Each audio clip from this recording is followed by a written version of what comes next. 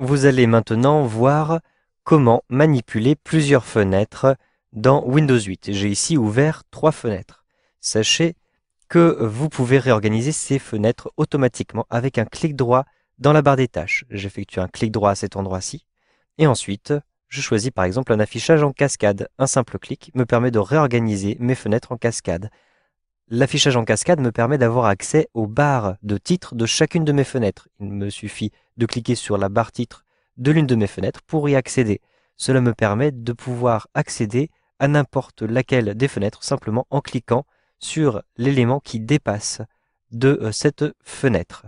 Donc, vous avez simplement accès aux barres titres et vous avez donc accès au titre de la fenêtre, ce qui vous permet de repérer rapidement la fenêtre dont vous pouvez avoir besoin.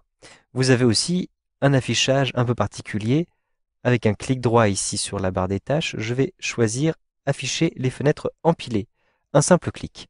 Vous avez toutes vos fenêtres les unes sur les autres. Donc c'est pratique lorsque vous avez un type d'affichage qui est plutôt horizontal. Comme vous pouvez le voir ici, les formes des fenêtres sont plutôt horizontales.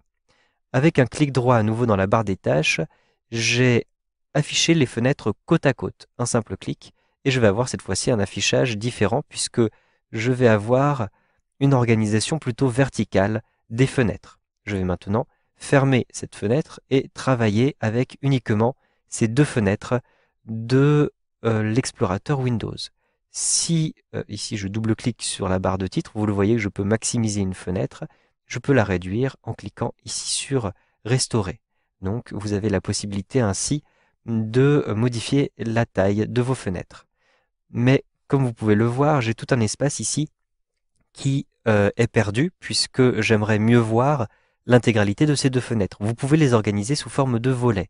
En effet, je clique ici sur la barre de titre, je maintiens le bouton de la souris appuyé et je déplace le curseur de la souris vers la droite.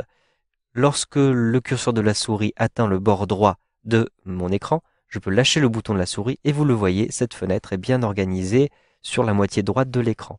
Je vais faire la même chose avec cette deuxième fenêtre, mais sur le bord gauche de l'écran. Et vous le voyez, j'ai ainsi la possibilité de bien comparer ces deux fenêtres, donc qui sont présentées sous forme de volets.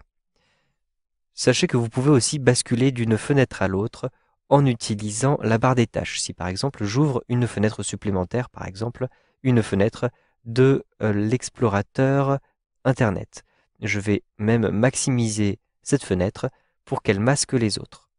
Je peux utiliser la barre des tâches pour basculer d'une fenêtre à l'autre. Ici, je positionne le curseur de la souris sur mon explorateur Windows et je vais accéder par exemple à mes images très rapidement. Un simple clic ici et donc vous le voyez, j'ai basculé d'une fenêtre à l'autre en utilisant la barre des tâches.